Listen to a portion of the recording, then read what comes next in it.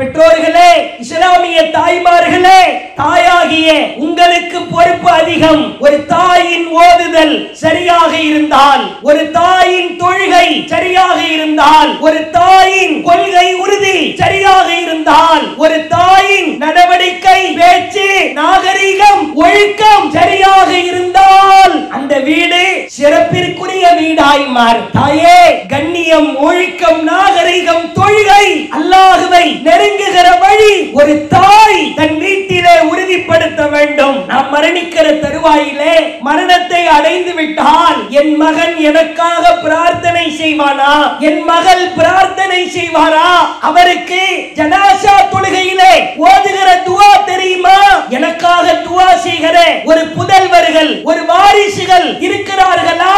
சிந்தித்து பாருங்கள். பிள்ளைகளிடத்திலே சொல்லி சொல்லி வளருங்கள். அஸ்ஸலாமு அலைக்கும் வரஹ்மத்துல்லாஹி வபரகாத்துஹு. கண்ணியத்திற்குரிய எல்லாம் வல்ல ஏக இறைவனின் அடியார்கள, சகோதர சகோதரிகள, ஜமாத்தார்கள, தமிழ்நாடு தௌஹீத் ஜமாத் தஞ்சை வடக்கு சோழபுரம் கிளை சார்பாக உம்மு சலமா இஸ்லாமிய பெண்கள் கல்வியகத்தின் ஓராண்டு பட்டமளிப்பு நிகழ்ச்சி மற்றும்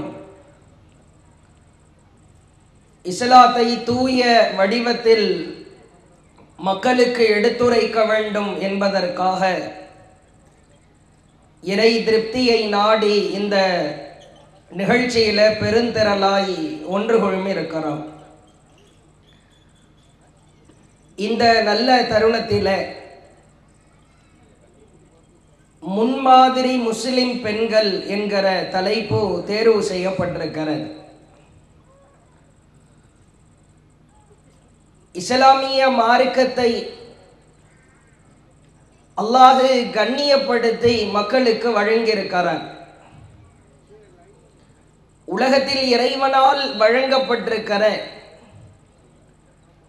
ஆகச் சிறந்த மார்க்கமாய் இஸ்லாமிய மார்க்கம் திகழ்வதை நாம் ஒவ்வொரு தருணத்திலும் உணர்ந்து வருகிறோம்.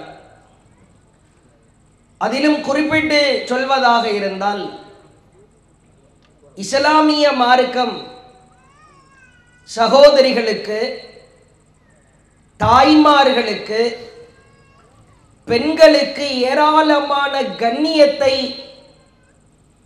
இறைவன் தன் தூதர் வாயிலாக உலகத்திற்கு பாடம் நடத்துகிறார்.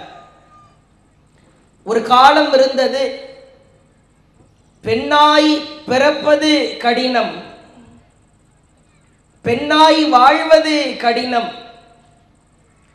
அவ்வாறு வாழ்ந்துவிட்டாலும் கூட ஒரு அவமானத்தை சுமந்த நிலையிலா அல்லது காலம் முழுக்க அந்த பெண்ணை சபிக்கிற நிலையிலா கடந்த காலத்தில், அறியாமை காலத்தில் பல்வேறு விதமான நிகழ்வுகள் நடைபெற்றதை பார்க்கிறோம். ஏன் சமீபத்தில் கூட தமிழகத்தில் அண்டை மாவட்டமாக இருக்கிற ஒரு பகுதியில் வரதட்சணை கொடுமை என்கிற பெயரால் திருமணமான 72 நாட்களிலேயே பெண்ணை கொடுமைப்படுத்தி சித்திரவதைப்படுத்தி, அந்த பெண் படித்த பெண்ணாயிருந்தாலும் அவள் முட்டாள்தனமாய் அதை எதிர்த்து நிற்கிற துணிச்சல் இல்லாமல் தற்கொலை செய்து கொண்ட அவல நிலையை பார்க்கிறோம். இவைகளையெல்லாம் தாண்டி பெண்கள் குறித்து கடுமையான விமர்சனங்களை எல்லாம் சமகாலத்திலும் சரி, கடந்த காலத்திலும் சரி, பெண்களை அவமானப்படுத்துகிற ஒரு வேலையை ஒரு சாரார் செய்து கொண்டே இருப்பார்கள். சீரும் பாம்பை கூட நம்பலாம், சிரிக்கும் பெண்ணை நம்பாதே என்பார்கள். பாம்பு விஷத்தை விட பெண்ணின் வாயிலிருந்து வருகிற வார்த்தை மோசமானது. இப்படியெல்லாம் பழமொழி என்கிற பெயரால் முட்டாள்தனமாய் சில விஷயங்களை எழுதி வைத்திருப்பதையும் பார்க்கிறோம். இவைகளையெல்லாம் தாண்டி இஸ்லாமிய மார்க்கம் பெண்ணாய் பிறந்திருக்கிற புதல்விகளுக்கு இறைவன் அருள் செய்கிறான், பரக்கத் செய்கிறான், கண்ணியத்தை பொழிகிறான் என்கிற ஏராளமான, எப்படியெல்லாம் பெண்ணை புகழ முடியுமா, வாழ்த்த முடியுமா, கண்ணியப்படுத்த முடியுமா, அந்த அளவிற்கு கண்ணியத்தின் உச்சத்திலே இஸ்லாமிய மார்க்கம் பெண்களை தூக்கி நிறுத்துவதை பார்க்கிறோம். அல்லாஹுவின் தூதர் அவர்களுக்கு அல்லாஹ் பாடம் நடத்துகிறார். இதா புஷ்ஷிர அஹதுக்கும் பில் உன்ஸா, பெண் குழந்தை என்றாலே நற்செய்திதான். பெண் உன் வீட்டிலே வாரிசாய் பிறக்கிறாள் என்றால் உனக்கு புஷ்ரா, நற்செய்தி செய்யப்பட்டுள்ளது, உன் வாழ்க்கையில் வளம் பெறப் போகிறாய், அல்லாஹுவின் அருளை பெற்று விட்டாய் என்று அல்லாஹ் பாடம் நடத்துகிறார். அல்லாஹுவின் தூதர் சொன்னார்கள், யாருக்கு 2 பெண் குழந்தைகள் இருக்கிறதா, அந்த இருவரையும் மார்க்கப்பட்டுள்ள இறைவனுக்கு கட்டுப்பட்டு நடக்கிற இஸ்லாத்தின் ஒழுக்க விழுமியங்களை போதித்து அவர்களை வார்த்தெடுத்தால், வளர்த்தெடுத்தால், யௌமல் கியாமா, அவரும் மறுமையில் வருவார், நானும் வருவேன், அன வஹுவ, நானும் அவரும் இப்படி இருப்போம் என்றார்கள். எவ்வளவு பெரிய பாக்கியம் என்று பாருங்கள். தாய்மார்களே, சகோதரர்களே, நபிகளாரை நாம் பார்த்திருக்காவிட்டாலும் கூட, நபிகளார் எப்படி இருப்பார் என்று தெரியாவிட்டாலும் கூட, நபிகளாரின் அருகிலே இருப்பதற்கான ஒரு பாக்கியம் உனக்கு கிடைக்கிறது. அல்லாஹுவின் தூதரின் அருகில் இருப்பதற்கு நாம் என்ன இரவு முழுக்க நின்று வணங்கினோமா? அதிகப்படியான பொருளாதாரத்தை தர்மம் செய்தோமா? ஒரு உபரியான நோன்பு கூட விடாமல் அந்த நோன்புகளை நோக்கவாவது செய்தோமா?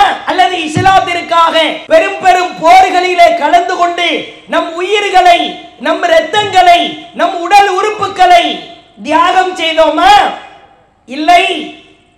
2 பெண் குழந்தையை பெற்றெடுத்திருக்கிறாய், அந்த இருவருக்கும் மார்க்கத்தை கற்றுக் கொடுத்தாய், ஒழுக்கத்தை போதித்தாய். அவ்வாறு போதித்த காரணத்தினால் நீ என்ன அருகில் இருக்கலாம். சற்று ஆழமாய் சிந்தித்து பாருங்கள். நபிகளாரின் அருகிலே இப்படி 2 விரல்களை எடுத்து காட்டி சொன்னார்கள். இந்த 2 விரல்களுக்குமான இடைவெளி நீண்ட தூரமா, பல மைல், கிலோமீட்டரா?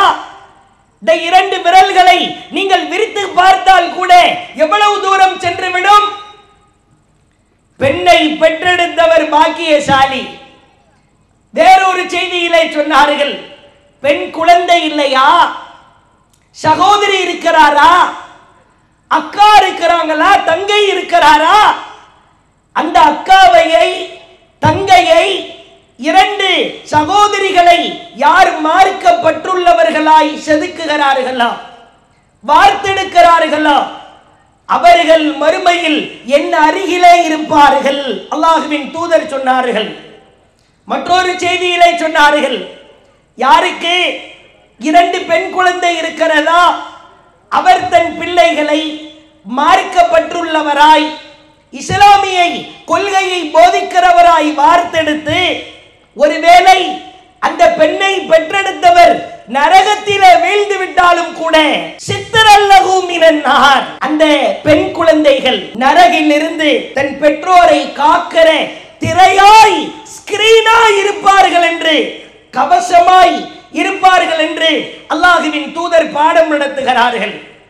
தப்பித்தவறி பெற்றோராகிய நீங்கள் உங்கள் பாவத்திற்கு நீங்கள் நரக நெருப்பிற்கு சென்று விட்டாலும் கூட, நீ பெற்றெடுத்த, மறுக்கப்பட்டுள்ளவராய் வார்த்தெடுத்த அந்த பிள்ளைகள் வந்து போராடும். இறைவா, என் பெற்றோர் என்னை ஒழுக்கமாய் வார்த்தெடுத்தார் என்று அல்லாஹ்விடத்தில் மன்றாடும் நரகத்திலிருந்து உன்னை காக்கிற திரை உங்கள் வீடுகளிலே இருக்கிற பெண் பிள்ளைகள். சிந்தித்து பார்க்க கடமைப்பட்டிருக்கிறோம். இது போன்ற மதரசாக்கள் ஏன் நடத்தப்படுகிறது?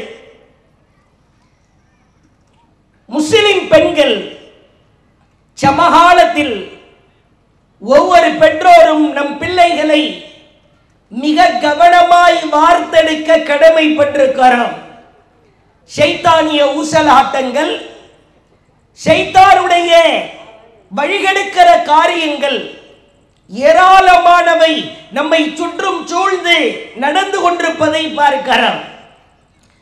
ஒரு ஆண் மகன் மதரசாவிலே சேருகிறார், ஆலிம் பட்டத்தை பெறுகிறார். அவர் என்ன செய்வார்? ஜும்மா உரை நிகழ்த்துவார். இது போன்ற பொதுக்கூட்டங்கள், பொதுவான நிகழ்ச்சிகளிலே பேசுவார்.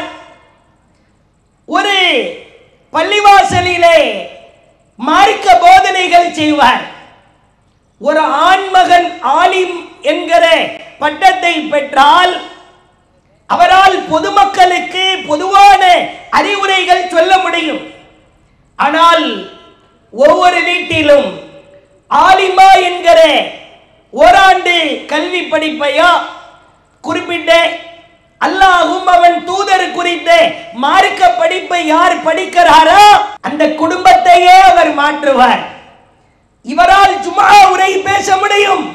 ஆனால் ஒவ்வொரு வீட்டிலும் ஒரு ஆலிமா உருவாகிவிட்டால், ஒரு முஸ்லிம் பெண் மார்க்கப்பட்டுள்ள பெண்ணாய் உருவாகிவிட்டால் அந்த குடும்பத்தையே செதுக்குகிற, அந்த குடும்பத்தையே மார்க்கப்பட்டுள்ள குடும்பமாய் மாற்றுகிற ஒரு பாக்கியம் கிடைக்கும். பெண் பார்க்க செல்லுகிற பொழுது இந்த சூழலை எல்லாம் நீங்கள் பார்க்கலாம். மணமகனை தேடுகிற பொழுது பொருளாதார மனநிலையா இருக்கும். பையன் எவ்வளவு சம்பாதிக்கிறாரு, எங்க வேலை பார்க்கிறாரு, வெளிநாட்டில் இருந்தா என்ன வேலை பார்க்கிறாரு, இப்படியே மணி மைண்டா தான் இருக்கும். டாக்டரா, இன்ஜினியரா, கடைசியில போனா போகட்டும், சரி கொள்கையில இருக்கிறாரா, அவருக்கு முகத்துல தாடி கூட இருக்கு. இந்த முசீபத்தை நம்ம வீட்டில் கொண்டு வந்து வச்சா நம்ம வீட்டிலேயே முசீபத் ஆயிரும். அதெல்லாம் கவனிக்க மாட்டாங்க. ஏதோ பையன் தொழுவாரா, ஃபஜ்ர் தொழுவாரா, ஐவேளை தொழுவாரா, இந்த கேள்விகள் எல்லாம் இறுதியாக தான் இருக்கும். மணமகனை தேடுகிற பொழுது பொருளாதார திஞ்சனையாய் இருக்கும். பொருளாதாரத்தின் மீது கொண்ட மோகத்தினால் அந்த மணமகனை தேடுவார்கள். ஆனா பெண் பார்க்க செல்லுகிற பொழுது அப்படியே நேர் எதிராய் இருப்பதை நீங்கள் காணலாம். ஒருவேளை மணமகன் அஜ்ரத்தா இருக்கிறாரு, ஆலிம்ஷாவா இருக்கிறாருன்னு எதிர்த்தரப்புல இருந்து பதில் வந்துருச்சுன்னா மூஞ்சி அப்படியே சுருங்கி போயிடும். ஆலிம்ஷாவா, ஆலிம்ஷான்னா சோறு சாப்பிட்டு தூங்குறது தானே வேலையே, அந்த சம்பளத்தை வச்சு ஒண்ணும் பண்ண முடியாத. அதே பெண் தேட செல்வார்கள், முதல் கேள்வி கேட்பார்கள், பெண் ஆலிமாவா, ஓதி இருக்கிறாரா, எந்த மதரசாவில் ஓதி இருக்கிறார். ஏன் நம்ம வீட்டில் இருக்கிற முசீபத்தை நம்ம மருமகளாவது ஆலிமாவா வந்து சரிபடுத்த வேண்டும் என்கிற சிந்தனையில் ஒவ்வொருவருக்கும் அந்த எண்ணம் இருக்கிறது.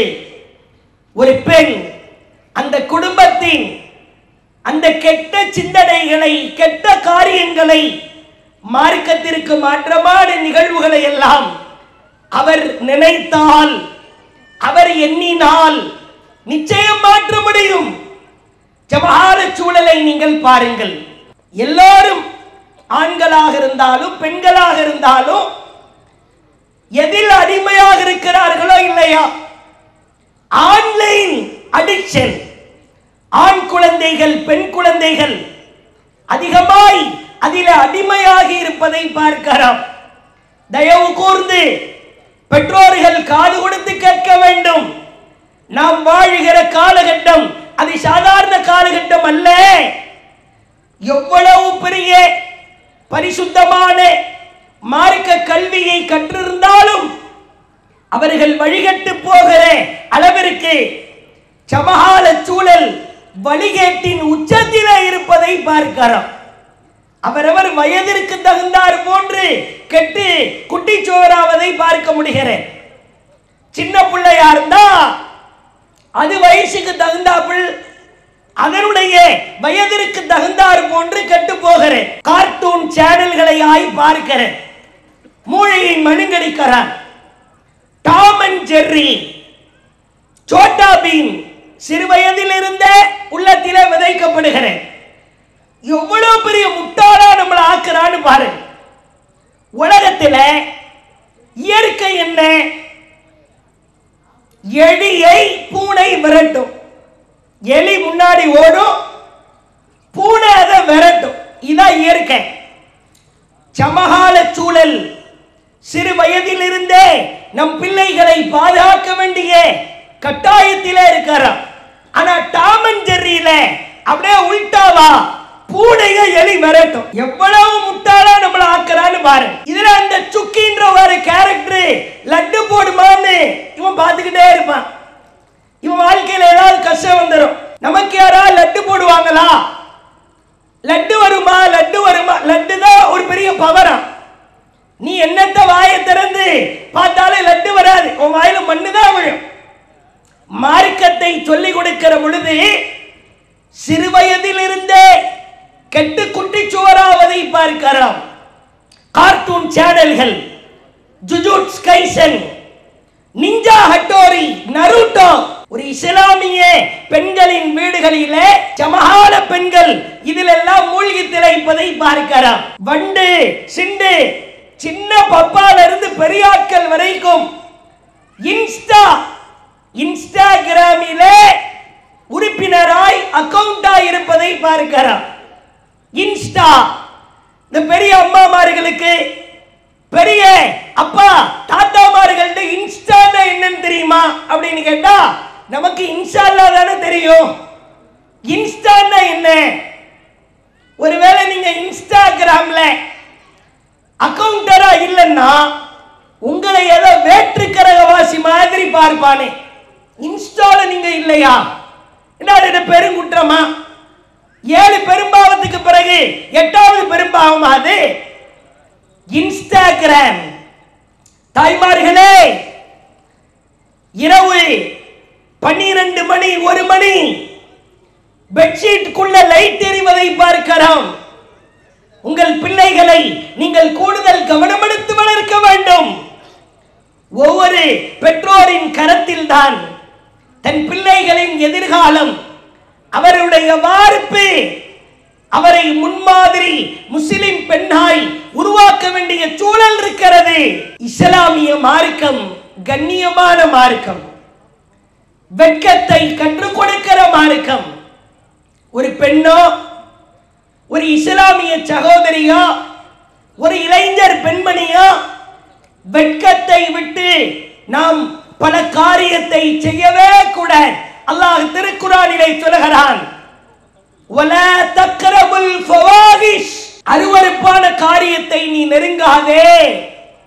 மா லஹர மின்ஹா வமா பஸல், அது அந்தரங்கமா இருந்தாலும் வெளிப்படையா இருந்தாலும் நீ நெருங்காதே. அருவருப்பு என்று தெரிந்தால், அசிங்கம் என்று தெரிந்தால், கேவலம் என்று தெரிந்தால் அதை நீ நெருங்காதே. அது நீ 4 ரூமுக்குள்ள இருந்து செஞ்சாலும் சரி, பப்ளிக்காக செய்தாலும் சரி, அதை நீ நெருங்காதே.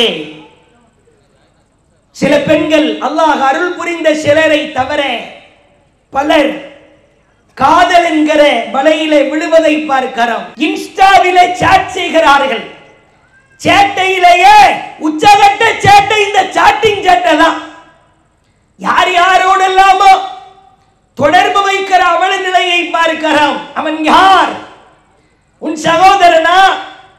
உனக்கு மகரமான ஆனா? அவனிடத்தில் நீ பேசலாமா? பேச்சில் தான் ஆரம்பிக்கிறது. என்னையா பேசுற? போன்ல பேசிக் கொண்டிருக்கிறார்கள். என்ன பேசுறன்னு கூர்ந்து கவனிச்சா சரி என்ன பண்ற? சரி அப்புறம் என்ன பண்ற? அப்புறம் வேற என்ன? சரி இவன் தான் இப்படி லூஸ் மாதிரி பேசிக்கிட்டு இருக்கிறான்னு முதல்ல அதிட்ட இருந்து என்ன வருதுன்னா சரி நீ என்ன பண்ற? அப்புறம் வேற என்ன? இதையே தான் பேசிக்கிட்டு இருப்பீங்களா? வேற உங்களுக்கு மத்தியில பேசுறதுக்கு வேற என்ன இருக்குது? நீங்க கணவன் மனைவியா? சம்பளத்தை வாங்கி வீட்டு வாடகை கட்ட போறீங்களா? அல்லது கரண்ட் பில்லு கட்டுறதுக்கு உங்களுக்கு ஏதாவது திட்டம் எதுவும் இருக்குதா? வேற ஒண்ணும் இல்ல. இந்த கருமத்தை தான் நீ திரும்ப திரும்ப பேச முடியும். வேறு ஷைத்தான் உன் உள்ளத்திலே ஊசலாட்டத்தை ஏற்படுத்தி ஆபாசத்தை நீ பேசலாம். சமகால இளைஞர் பெண்கள் கவனமாய் நாம் இருக்க வேண்டும். பேச்சிலே வீழ்ந்துவிடக் கூடாது.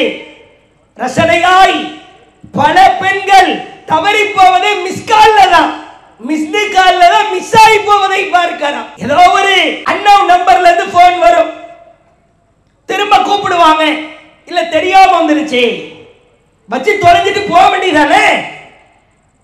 தெரியாம வந்துருச்சு, நீங்க எந்த ஊரு? இல்ல நான் இந்த ஒரு பக்கம், வாய்ஸ் ரொம்ப ஸ்வீட்டா இருக்குதே, அவ்வளவுதான். மிஸ்டு கால்ல தான் பல பெண்கள் பலவிதமான சகோதரிகள் சீரழிந்து சின்ன பின்னமாவதை பார்க்கிறோம். நவீன கருவிகள் வளரத்தான் செய்யும். ஒரே ஒரு கேள்விதான், எல்லாரும் உள்ளத்தை தொட்டு கேட்டு பாருங்கள். நான் எங்க வீட்டில், நானு, என்னுடைய கணவர், என்னுடைய பிள்ளைகள், நாங்கள் அனைவரும் இரவு 10 மணிக்கு தூங்கி காலையில ஃபஜ்ருக்கு எழுந்திருச்சிருவோம் அப்படின்னு சொல்றவங்க கையை உயர்த்துன்னு சொன்னா நீங்கள் அவுட்டு, நான் அவுட்டு, ஜீரோவா தான் இருக்கிறோம். மார்க்கத்தினுடைய தொடர்பு தூரமாய் இருப்பதை பார்க்கிறோம். அல்லாஹ் அருள் புரிந்த சில குடும்பத்தை தவிர இரவு தடவி கொண்டே இருக்கிறோம். இப்ப வச்சிரலாம், அப்ப வச்சிரலாம். சில பேரு தூக்கம் வர மாட்டேங்குது, அதனால கொஞ்ச நேரம் போன் பார்த்தா தூக்கம் வரும், தலைமாட்டிலேயே வைத்துக் கொள்கிறான். நவீனம் வளரலாம். இளைஞர்கள், இளைஞர் பெண்மணிகள், இஸ்லாமிய சகோதரிகள் ஒன்றை ஆழமாய் புரிந்து கொள்ளுங்கள். இந்த மார்க்கத்தில் அல்லாஹ் எவற்றை ஹலால் என்றானோ, அனுமதி என்றானோ அது மட்டுமே ஹலால். அல்லாஹ் எவற்றை ஹலால் என்றானோ அது மட்டுமே அழகானது. அல்லாஹ் எவற்றை ஹராம் என்றானோ அவைகள் அத்துணையும் அசிங்கமானது. உங்கள் பிள்ளைகளிடத்திலே சொல்லி வளர்க்க வேண்டும். முன்மாதிரி முஸ்லிம் பெண்ணா யார் திகழ்வார்? மகளே, உனக்கு என்ன உள்ளத்திலே சம்பளம் ஏற்பட்டாலும் என்னிடத்திலே வந்து நீ சொல். ஒரு பெற்றோர் கண்காணிக்க வேண்டும். அல்லாஹ் அருள் புரிந்த சிலரை தவிர பலர் ஏன் புள்ளலாம் அப்படி கிடையாது, நான் கிழிச்ச கோட்டை தாண்டவே மாட்டா, இப்படி சொன்ன பல குடும்பத்துல கிழிச்ச கோட்டை தாண்ட மாட்டான்னு எந்த குடும்பத்துல சொன்னாங்களா? ஜம்ப் பண்ணி ஓடி போன வரலாறுலாம் இருக்கு. தாண்டல, ஒரே ஜம்ப் தான். அந்நிய ஆண்களோடு, பிற மதத்திலே இருப்பவர்களோடு சில விஷயங்களை பொது சபைகளில் பேசுவதற்கு பயமாயிருக்கிறது, அச்சமாயிருக்கிறது. வேறு வழி இல்லை, பேசித்தான் ஆக வேண்டும். இளைஞர் பெண்களே, ஈமானும் குஃபரும் ஒருபோதும் ஒன்று சேர முடியாது. ஈமானுடைய அந்தஸ்து வேறு, குஃபரு அது நரக படுகொலை. ஈமானையும் குஃபரையும் ஒன்று சேர்ப்பதற்கு நீங்கள் முயற்சிக்கவே கூடாது. தகாத செல்போன் தொடர்பினால் பிற மதத்தில் இருப்பவர்களோடெல்லாம் தொடர்பு ஏற்பட்டு படிதாண்டுகிற அவல நிலையை பார்க்கிறோம். நமக்கு யார் ரோல் மாடல், முன்மாதிரி யார்? ருமைசா, அழகான பேருக்கு சொந்தக்காரர். யார் இந்த ருமைசா? அல்லாஹ்வின் தூதர் சொன்னார்கள், ராயித்து ருமைசா, நான் ருமைசாவை சொர்க்கத்திலே கண்டேன். உம்மு சுலைம் அவருடைய இயற்பெயர். உம்மு சுலைம் கேள்விப்பட்டிருக்கிறோம். இந்த உம்மு சுலைமை, இந்த ருமைசாவை அல்லாஹ்வின் தூதர் வஹீலே கனவிலே சொர்க்கத்திலே பார்க்கிறார்கள். சுப்ஹானல்லாஹ். அந்த உம்மு சுலைம் மரணிக்கவில்லை, உயிரோடு வாழ்ந்து கொண்டிருக்கிற பொழுது அல்லாஹ் நபியின் கனவிலே அந்த பெண்ணை காட்டுகிறான் என்றால் அவர் அப்படி என்ன செய்தார்? ஆழமாய் கவனிக்க வேண்டும். விதவையாயிருக்கிறார், கையிலே சிறிய வயதுடைய மகன், ஊரிலேயே ஃபேமஸான ஒழுக்கச்சீலரான பணக்காரரான அபூ தல்ஹா என்கிற ஒரு மனிதர் பெண் கேட்க வருகிறார். நான் உங்களை மணமுடிக்க விரும்புகிறேன், நீங்க என்ன நினைக்கிறீங்க? எவ்வளவு அழகான வார்த்தைகள் என்று பாருங்கள். யாருடைய வம்சாவளியில் இருந்து நாம் வந்திருக்கிறோம், யார் வழி வந்திருக்கிறோம் என்பதை அவ்வப்போது இஸ்லாமிய பெண்கள் நினைவு கூற கடமைப்பட்டுள்ளோம். உம்மு சுலைம் ருமைசா சொன்னார், அபூ தல்ஹாவே, உங்களை போன்று நல்ல மனிதர் என்னை திருமணம் முடிப்பதற்கு உண்மையில் பாக்கியம்தான், உண்மையில் சிறப்பு தான். அப்படி மேல தூக்கிட்டாங்க. உங்களை மாதிரி ஒரு நல்லவர் வருமா? நீங்க எவ்வளவு பெரிய பணக்காரர் தெரியுமா? மேலே அப்படியே புகழின் உச்சத்திலே தூக்கிவிட்டு அடுத்து சொன்னார், என்றாலும் நீங்கள் காஃபிர், ஆனா இம்ராத்துன் முஸ்லிமா, நான் ஒரு முஸ்லிமான பெண். மேல தூக்கிட்டு ஒரே மிதி, சின்ன இடத்துல இருந்து விழுந்தா அடி கம்மியா விழும், அப்படி தூக்கிட்டு அடிக்கிறாங்க ஒரே அடியா. இருந்தாலும் உங்களுக்கு ஒரு வாய்ப்பு இருக்குது, என்னை திருமணம் முடிக்க ஆசைப்பட்டால் இஸ்லாத்திற்கு வந்து விடுங்கள், தாக்கு மஹரி, அதையே நான் மஹராய் பெற்றுக் கொள்கிறேன். சிதாக்குமா பைனஹுமா அல் இஸ்லாம், அந்த இஸ்லாத்தையே மஹராய் பெற்றுக்கொண்டு அபூ தல்ஹாவை கரம் முடித்தார் ருமைசா. உலக வரலாற்றிலேயே ஆக சிறந்த மகர், இதுவரைக்கும் உலக வரலாற்றில் இப்படிப்பட்ட ஒரு மகர் பெற்றதே இல்லை. அதனால என்ன நினைச்சிடக்கூடாது, இதே மாதிரி நம்மளும் ஒரு மகரை போட்டுருவோம், நடக்குமா? அது அங்கே போன் சாட்டிங் நடந்ததா? இருவரும் உரையாடினார்களா? இஸ்லாமிய பெண்களே, இளைஞர் பெண்மணிகளே, இது போன்ற காதல் என்கிற பெயரில் சேட்டைகள் எல்லாம் நடக்கவில்லை. பார்க்கிறார், பார்த்தவுடன் பேசுகிறார், உன்னை பிடித்திருக்கிறது, ஓகேவா இல்லையா? இல்லையே, நீ காஃபிரா இருக்கிறீங்க. ஒரு முஸ்லிம் எப்படி காஃபிரோடு சேர முடியும்? ஒரு இஸ்லாமிய பெண் ஒரு காஃபிருக்கு ஒருபோதும் வாழ்க்கை துணையாய் ஆக மாட்டார். உம்மு சுலைம் வழிவந்த நாம் நம் மார்க்கத்தை பறிகொடுக்கலாமா? இஸ்லாமிய பெண்களாய் இருந்து கொண்டு இணை வைக்கிற ஆண்களை காதலிப்பதை பார்க்கிறோம். அவன் தர்காவிலே கிடக்கிறான், தாயத்து தகடை கட்டி இருக்கிறான், போதை பொருளை சாப்பிடுகிறான். காதல் கண்களை மறைக்கிறது என்பார்களே, அந்த கேடுகட்ட கேவலமான கலாச்சாரம் எல்லாம் இது போன்ற அவல நிலையை பார்க்கிறோம்.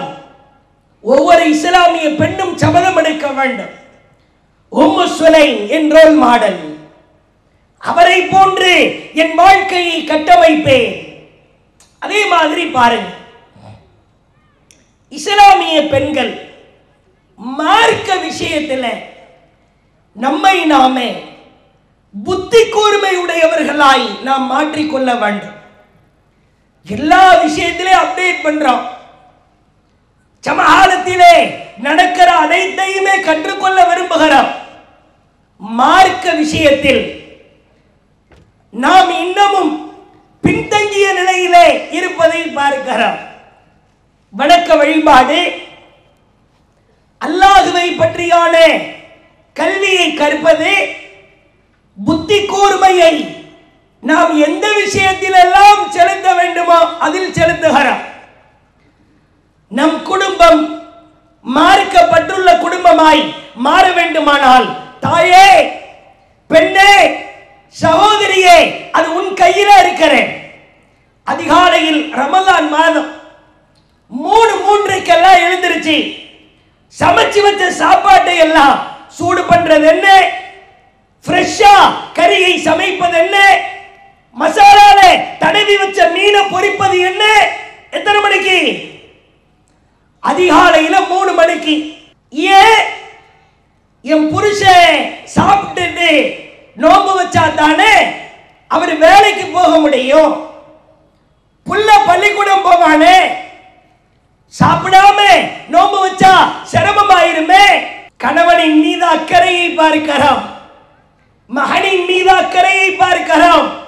தாயே, ரமலான் மாதத்தில் 3 மணிக்கு உன்னால் எழ முடியுமானால், உன் கணவனுக்காக பரிவு காட்ட முடியுமானால், உன் பிள்ளைகளுக்காக சமைக்க முடியுமானால், ஏன் மற்ற மாசத்துல 5 மணிக்கு 5:30 மணிக்கு உன் கணவரை ஃபஜ்ர் தொழுகைக்கு எழுப்ப மறுக்கிறாயே? ஏன்?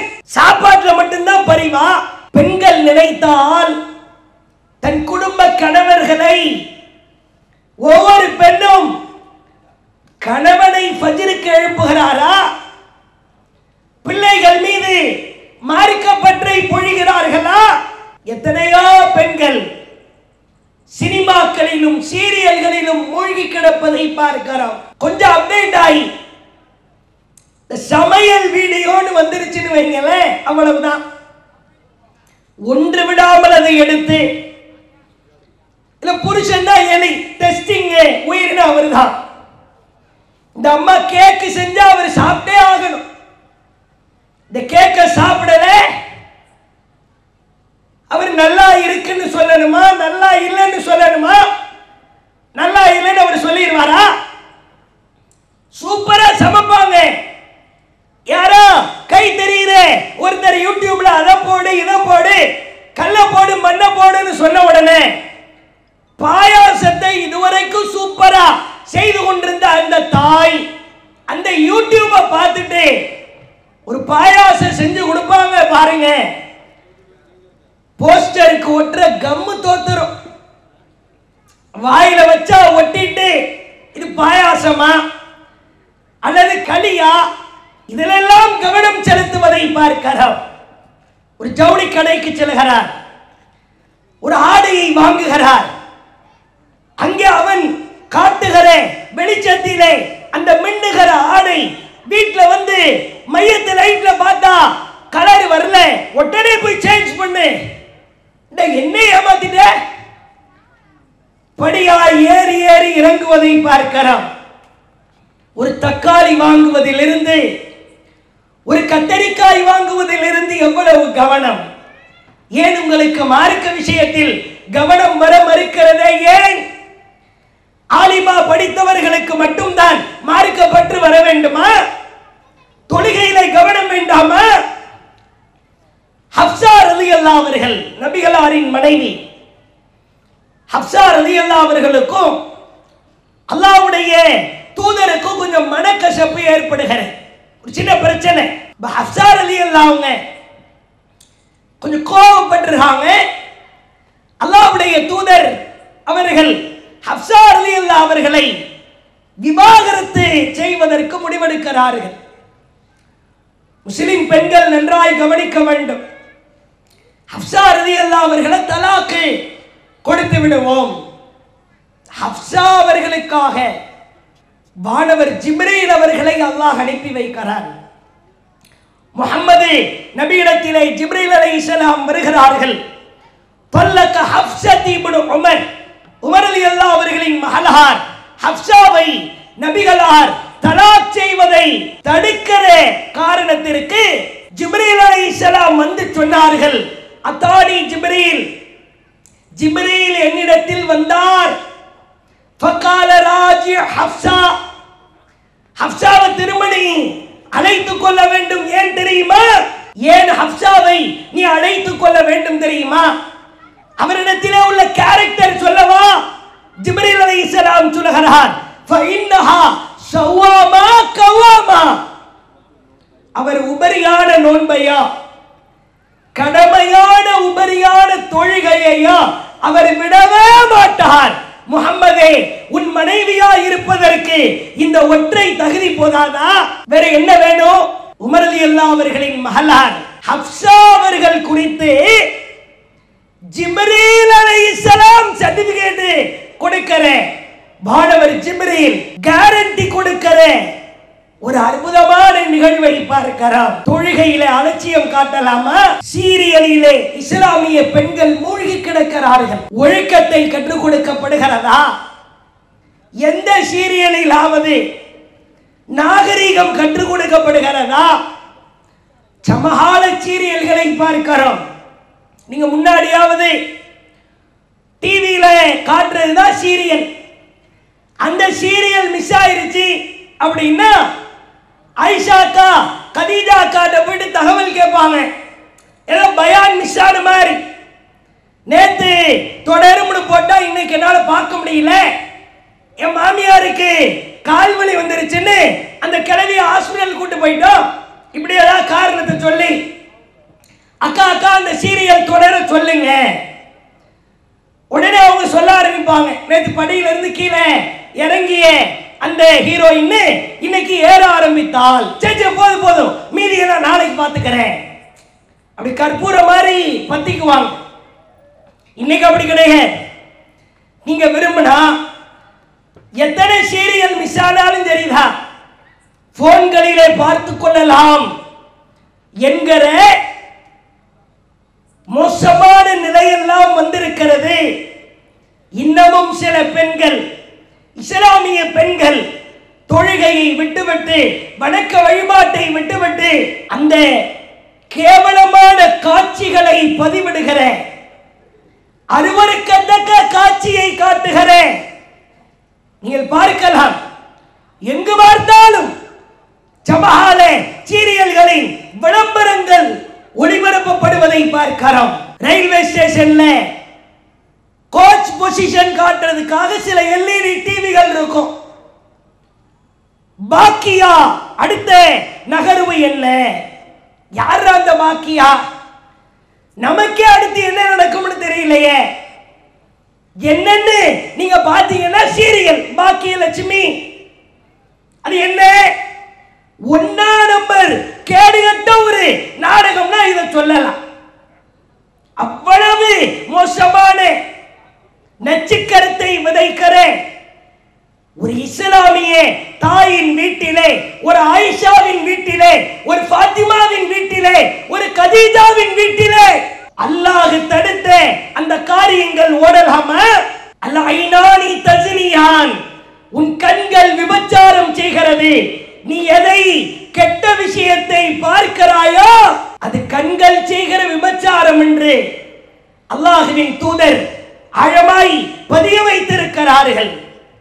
அதே போன்று பாருங்கள், முஸ்லிம் பெண்கள் மார்க்க விஷயத்திலே நமக்கு ஏற்பட்டிருக்கிற அந்த தொய்வு, உலகம் சார்ந்த எல்லா விஷயத்திலும் கவனம் செலுத்துகிற இஸ்லாமிய பெண்கள் மார்க்க விஷயத்தில் மட்டும் வறுமை கோரத்தாண்டவம் ஆடுவதை பார்க்கிறோம். ஆயிஷா ரலியல்லாஹு அவர்களின் அழகான செய்தி. நபி அவர்கள் அமர்ந்திருக்கிறார்கள். அப்போது ஆயிஷா ரலியல்லாஹு அவர்கள் இன்னும் சில நபியின் மனைவிமார்கள் அல்லாஹ்வுடைய தூதர்கிட்ட வந்து கேட்கிறாங்க, அல்லாஹ்வின் தூதரே, நீங்க இறந்ததற்கு பிறகு, கேள்வியை பாருங்க, நீங்க மௌத்தா போனதுக்கு பிறகு எங்கள்ல உங்க மனைவிமார்கள்ல உங்களை முதலில் சந்திப்பவர் யார்? இந்த கேள்வியெல்லாம் நம்ம வீட்டில் கேட்டா அவ்வளவுதான். நீங்க மௌத்தா போனதுக்கு பிறகு அப்படின்னாலே மண்ணெல்லி போட்டுருவேன், நான் எப்படா போவேன்னு காத்துக்கிட்டு இருக்கிறேன். ரசூலுல்லாஹ் இந்த கேள்வி கேட்கப்படுகிறேன், நீங்கள் இறந்ததற்கு பிறகு உங்களை நபியின் மனைவியரில் முதலில் சந்திப்பவர் யார்? ரசூலுல்லாஹ் இலக்கியமா பதில் சொல்றாங்க, அத்துவலு குன்னையதா, யாருடைய கை நீளமாக இருக்கிறதா அவர்தான் என்னை முதலில் வந்து சந்திப்பார். ஆயிஷா ரலியல்லாஹு அவங்க சொல்றாங்க, கை நீளமா யாருக்கு இருக்கிறது அப்படின்றத அளந்து பார்க்க குச்சியை எடுத்தோம். மனைவிமார்கள் ஒவ்வொருத்தர் கையையும் அளந்து பார்த்தோம். சௌதா நபியின் மனைவி சௌதா அவர்களின் கை நீளமாய் இருந்தது. நாங்கள் முடிவெடுத்துக் கொண்டோம், அல்லாஹ்வுடைய தூதர் இறந்ததற்கு பிறகு முதலில் மரணிப்பவர் சௌதா தான் அப்படின்னு நாங்கள் நினைத்துக் கொண்டிருக்கிற வேளையில முதலில் நபியின் மனைவியரான ஸைனப் ரலியல்லாஹு அவங்க இறந்துட்டாங்க. இவ்வளவு ஒரு புத்தி கூர்மன்னு பாருங்க. இப்ப ஆயிஷா ரலியல்லாஹு அவர்கள் சொன்னார்கள், அப்பொழுதுதான் புரிந்தது கை நீளம் என்பது நேரடியான அர்த்தத்திற்காக அல்லாஹ்வுடைய தூதர் சொல்லல, இலக்கியமாய் சொன்னதாய் எங்களுக்கு புரிந்தது. ஏனென்றால் இவர் பேசுவதெல்லாம் வஹீதான், ரசூலுல்லாஹ் மாத்தி பேச மாட்டாங்க. அப்பொழுதுதான் யோசித்தோம், நபியின் மனைவியரில் ஸைனப் அவர்கள் அதிகமாக தர்மம் செய்யக்கூடியவராய் இருந்தார். ரசூலுல்லாஹ் இலக்கியமா சொல்லி இருக்கிறாங்க. இப்ப கூட சில பெண்கள் நாளார்னைக்கு 3 நாளைக்கு பிறகு வர சண்டை இன்னைக்கு இழுத்து விட்டு போயிடுவாங்க. அந்த பெண்கள் வந்தா ரொம்ப அலர்ட்டா இருக்கணும்னு பக்கத்தில் இருக்கிற சகோதரிகளை சொல்லிடுவாங்க, ஏய் டேஞ்சரஸ் ஃபெல்லோ வருது, கவனமா இருந்துக்கோ. எதை எடுத்தாலும் துணத்துறன்னு வாயை மூடாம பேசிக்கிட்டே இருப்பாங்க. உடனே நாம சொல்லுவோம், இவனுக்கு கொஞ்சம் வாய் நீளம் அப்படின்னு சொல்லுவோம். உடனே எட்ரா டேப்ப அளந்து பாருங்க வாயே அப்படின்னு முடிவெடுக்கிறது இல்லை. சில பேர் பக்கத்தில் உட்கார்ந்து இருக்கிறவங்கள அடிச்சுக்கிட்டே இருப்பாங்க, அந்த பழக்கம் இருக்கும். உட்கார்ந்து அடிச்சு அடிச்சு பேசுறேன், இவனுக்கு கொஞ்சம் கை நீளம் அப்படின்னு சொல்லுவோம். உடனே அளந்து பார்க்கிறேன், டேப் எடுத்து அளக்க மாட்டேன், இலக்கியமா சொல்றேன். அத மாதிரி அல்லாஹ்வுடைய தூதர் சொன்ன வார்த்தை தான் கை நீளமானவர். கை நீளமானவர் என்றால் தர்மம் செய்பவர், அதிகமாய் தர்மம் செய்பவர் என்னை முதலில் சந்திப்பார். எவ்வளவு மார்க்க தெளிவுன்னு பாருங்க. நாம் எல்லாம் அப்படி வாழ்கிறோமா? மார்க்கத்திலே தெளிவு பெற்றவராய் இருக்கிறோமா? சகோதரிகள் சிந்தித்து பார்க்க வேண்டும். அதே போன்று நீங்கள் பார்க்கலாம், மார்க்கத்திற்காக இஸ்லாத்திற்காக நாம் செய்த தியாகம் என்ன சிந்தித்தோமா? நம் வாழ்க்கை பயணம் ஓடுகிறது கணவருக்காக, கணவரின் குடும்பத்தாருக்காக, நம் பிள்ளைகளுக்காக நாம் சிரமத்தை அனுபவிக்கிறோம். இறைவனுக்காக சிரமத்தை அனுபவிக்க வேண்டாமா? 10 மாசம் இறைவா நான் பிள்ளைய பிரசவ வேதனையில் பெற்றெடுத்தேன், பாத்திரம் தேய்த்தேன், துணி துவைத்தேன், என் கணவனின் குடும்பத்தாருக்கு பணிவிடை செய்தேன், அதனால நீ சொர்க்கத்துக்கு போன அல்லாஹ் அனுப்பி விடுவானா?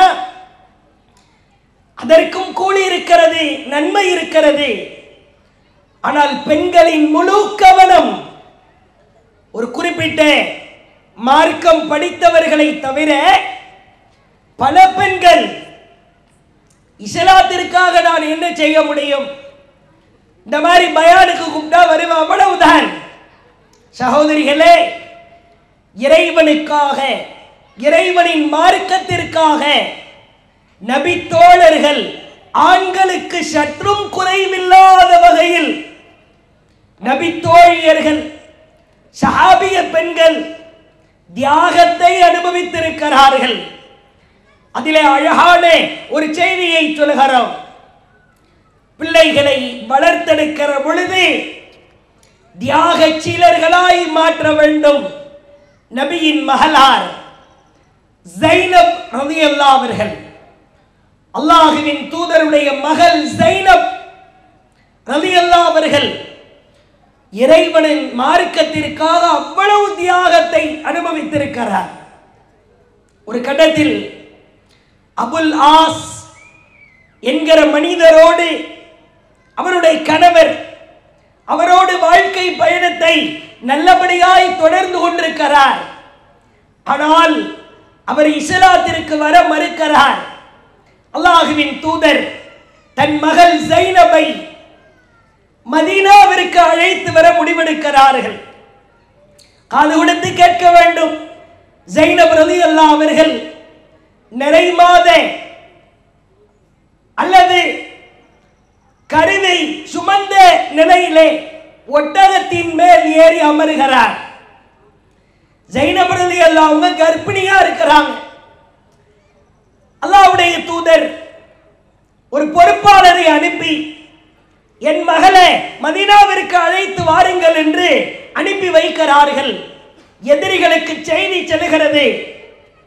எதிரிகள் நபியின் மகள் ஜைனபை விடக்கூடாது, பெண்ணுதான், நேரடியாய் தாக்காமல் அவர் பயணத்தை எப்படியாவது துண்டிக்க வேண்டும் என்று முடிவெடுத்து ஹிமார் பின் அஸ்வத் என்கிற எதிரிப்படையில இருந்த ஒருவர் ஒரு பிற்காலத்தில் இஸ்லாத்தை ஏற்றுவிட்டார் என்கிற செய்திகளும் இருக்கிற ஒட்டகத்தின் மேல் ஏறி அமர்ந்திருந்த ஜைனபின் மீது அம்பை எறிகிறார். ஜைனபை தாக்காம ரலியல்லாஹு அன்ஹா ஒட்டகத்தை தாக்குகிறார். ஒட்டகம் அப்படியே நிலை தடுமாறி கீழே விழுகிறது. கீழே விழுந்த மாத்திரத்திலே ஜைனப் அவர்கள் கீழே இருக்கிற கல்லிலே அவர்களின் வயிற்று பகுதி நேராக போய் தாக்குகிறது. அப்படியே காயம்பட்டவர்களாய் ஜைனப் உணர்ந்து கொள்கிறார். வயிற்றிலே உருவான கரு கலைந்து விட்டதை அவர் உணர்கிறார். ரத்தமா வெளியேறு. ஒரு கண்டத்தில் கடுமையான வேதனை பெண்களுக்கு தெரியும். சகோதரிகளே, கரு உண்டாகி அது களைகிற பொழுது அடைகிற வேதனையை வார்த்தையால் வர்ணிக்கவே முடியாது. கடுமையான வேதனை. அந்த வேதனையோடு மதீனாவை வந்தடைகிறார். அல்லாஹ்வின் தூதர் தன் மகள் ஜைனபை ஆற தழுவியவாறு சொன்னார்கள். அழகான வார்த்தை. பெண்கள் அனைவரும் இந்த வார்த்தையை நம் வாழ்க்கையின் முன்மாதிரியாய் எடுக்க வேண்டும். அல்லாஹ்வின் தூதர் சொன்னார்கள், ஹிய அஃதலு பனாதி உஸீபத் ஃபிய. என் பெண் மக்களிலேயே இறைவனுக்காக அதிகமான தியாகத்தை அனுபவித்து பொறுத்து கொண்டது நீதான் மகளே. ரசூலுல்லாஹ் சிரமத்தை அனுபவிக்கிறாங்க. ஜைனப் அவர்கள் தன் மகள் அனுபவித்த சிரமத்தை அல்லாஹ்வின் தூதர் அவர்கள் எடுத்து காட்டுகிறார்கள் என்கிற செய்தியை பார்க்கிறோம். இஸ்லாத்திற்காக பெண்களாகிய நாம் நம் வீட்டிலே, நம்முடைய பகுதியிலே, நம்முடைய தெருவிலே, நம் ஊரிலே இறைவனுக்காக நாம் செய்தது என்ன? ஒரு கணம் நீங்கள் சிந்தித்து பார்க்க வேண்டும். இறுதியாய் முத்தாய்ப்பாய் ஒரு செய்தியை சொல்லுகிறோம். உங்கள் பிள்ளைகளை தாய்மார்கள் எப்படி வளர்க்கிறீர்களோ அப்படித்தான் அவர்கள் உருவெடுப்பார்கள். சிறு வயதிலேயே மார்க்கப்பற்றை கொடுத்து, மார்க்க கல்வியை கொடுத்து, அல்லாஹ்வை பற்றி, அல்லாஹ்வின் தூதரை பற்றி செய்திகளை சொல்லி சொல்லி நீங்கள் வளர்க்க வேண்டும். பெற்றோர்களே, இஸ்லாமிய தாய்மார்களே, கணவன்மார்களுக்கு பொறுப்பு இருக்கிறது தான். அதைவிட ஒரு படி மேலாக தாயாகிய உங்களுக்கு பொறுப்பு அதிகம். ஒரு தாயின் ஓதுதல் சரியாக இருந்தால், ஒரு தாயின் தொழுகை சரியாக இருந்தால், ஒரு தாயின் கொள்கை உறுதி சரியாக இருந்தால், ஒரு தாயின் நடவடிக்கை, பேச்சு, நாகரிகம், ஒழுக்கம் சரியாக இருந்தால் அந்த வீடு சிறப்பிற்குரிய வீடாய் மாறும். தாயே, கண்ணியம், ஒழுக்கம், நாகரிகம், தொழுகை, அல்லாஹ்வை நெருங்குகிற வழி ஒரு தாய் தன் வீட்டிலே உறுதிப்படுத்த வேண்டும். நாம் மரணிக்கிற தருவாயிலே மரணத்தை அடைந்து விட்டால் என் மகன் எனக்காக பிரார்த்தனை செய்வானா? என் மகள் பிரார்த்தனை செய்வாரா? அவருக்கு ஜனாசா தொழுகையிலே ஓதுகிற துஆ தெரியுமா? எனக்காக துஆ செய்கிற ஒரு புதல்வர்கள், ஒரு வாரிசுகள் இருக்கிறார்களா? சிந்தித்து பாருங்கள். பிள்ளைகளிடத்திலே சொல்லி சொல்லி வளருங்கள். மகனே, மகளே, ஒரு தாய் நீங்கள் சொல்ல வேண்டும், உன்னை நான் சிரமப்பட்டு பெற்றெடுத்தேன், என் ரத்தத்தை எல்லாம் பாலாய் கொடுத்தேன். நீ எனக்கு பணம் சம்பாதித்து தருவதை விட பதவியிலே நீ இருக்கிறாய் என்கிற கண்ணியத்தை விட, அதிகாரம் உனக்கு கிடைத்திருக்கிறது என்கிற கண்ணியத்தை விட, பணம் போனால் திரும்ப வரும் மகளே, பதவி போனால் திரும்ப கிடைக்கும் மகளே, அதிகாரம் போனால் திரும்ப வரும் மகன் மகளே, மானம் போனால் திரும்ப வராது. சொல்லி வளருங்கள். எம் மானத்தை கப்பல் ஏற்றி விடாதே. தாயே, வாழ்வாங்கு வாழ்ந்த நம் குடும்பத்தை முறையற்ற ஒழுக்கம் இல்லாத நம் வாரிசு நினைத்தால் குழி தோண்டி புதைத்து விட முடியும். அப்படிப்பட்ட ஒரு மோசமான ஒரு வாரிசுகளாய் நாம் வார்த்தெடுத்து விடக் கூடாது. மானம் போனால் திரும்ப வராது, போனால் போனதுதான். ஹாரிசா இப்னு நுஅமான் நபிகளாரின் கனவிலே சொர்க்கத்திலே குர்ஆன் ஓதிக் கொண்டிருக்கிறார். சொர்க்கத்தில் குர்ஆன் ஓதிக் கொண்டிருக்கிறார். அல்லாஹ்வின் தூதர் ஜிப்ரீல் அலைஹிஸ்ஸலாம் இடத்திலே கேட்டார்கள், மன் ஹாதா, யார் இவர்? குர்ஆன் ஓதிக் கொண்டிருக்கிறாரே, யார் இவர்? ஜிப்ரீல் சொன்னார், ஹாரிசா இப்னு நுஅமான் உலகத்தில் வாழ்ந்து கொண்டிருக்கிறார். ரசூலுல்லாஹ்வுடைய கனவுல அந்த ஹாரிசா இப்னு நுஅமான் சொர்க்கத்திலே குர்ஆன் ஓதிக் கொண்டிருக்கிறார். நபிகளார் சொன்னார்கள், கதாலிக்கல் பிர், நன்மை என்றால் இப்படித்தான், கூலி என்றால் இப்படித்தான், கண்ணியம் என்றால் இப்படித்தான். ஏன் தெரியுமா? இந்த ஹாரிசா கான அபர்ரன்னாஸ பி உம்மிஹி, தன் தாய்க்கு அதிகமாய் கட்டுப்பட்டு பணிவிடை செய்பவராய் உலகத்திலே வாழ்ந்து கொண்டிருக்கிறார். தாயே, எப்படிப்பட்ட பாக்கியம் என்று பாருங்கள். நீங்கள் வார்த்தெடுக்கிற உங்கள் தவ புதல்வரோ தவ புதல்வியோ சொர்க்கத்திலே குர்ஆன் ஓதுகிற பாக்கியத்தை பெற வேண்டுமா? நிச்சயம் கிடைக்கும். நமக்கு தெரியாது, அல்லாஹ் கொடுப்பான். நீங்கள் வளர்த்தெடுக்கிற வார்ப்பில் தான் இருக்கிறது. ஒரு தாய், ஒரு சகோதரி, ஒரு பெண், அவள் உண்மையான இஸ்லாமிய பெண்ணாய் இருந்தால் தன் குடும்பத்தை அவர் செதுக்கலாம், இறை நேசத்தை பெற்ற குடும்பமாய் மாற்றலாம். உங்கள் கரத்திலே கேள்வியை ஒப்படைக்கிறோம். தாய்மார்களே, உங்கள் குடும்பத்தை செதுக்க போகிறீர்களா அல்லது சீரழிக்க போகிறீர்களா என்பதை கவனத்திலே வைத்து, சோழபுரம் பகுதியிலே இஸ்லாமிய பெண்கள் சகோதரிகள் முன்மாதிரி முஸ்லிம் பெண்களாய் நாம் வார்த்தெடுக்கப்படுவோம். வாய்ப்பளித்ததற்கு ஜஸாக்குமுல்லாஹ் கைரா. வாஹிர் தஅவானா அனில் ஹம்துலில்லாஹி ரப்பில் ஆலமீன். அஸ்ஸலாமு அலைக்கும் வரஹ்மத்துல்லாஹி வபரகாத்துஹு. அல்லாஹு அக்பர், அல்லாஹு அக்பர்.